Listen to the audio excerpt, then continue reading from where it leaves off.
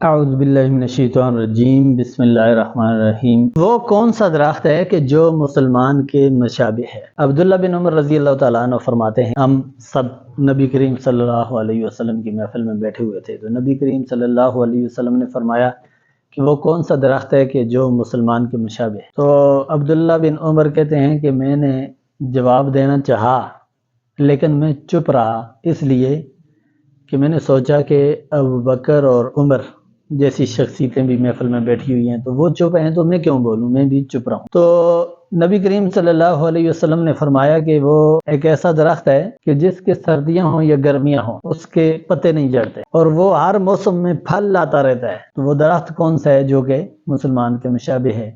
تو پھر کوئی نہیں بولا تو نبی کریم صلی اللہ علیہ وسلم نے فرمایا کہ وہ کھجور کا درخت ہے۔ جب محفل سے اٹھ کے چلے گئے تو یہ بات میں نے اپنے والد حضرت عمر رضی اللہ تعالیٰ عنہ سے بیان فرمائی۔ میں یہ بات کہنے لگا تھا کہ وہ درخت کھجور کا ہے اور پھر میں چپ رہا اس وجہ سے۔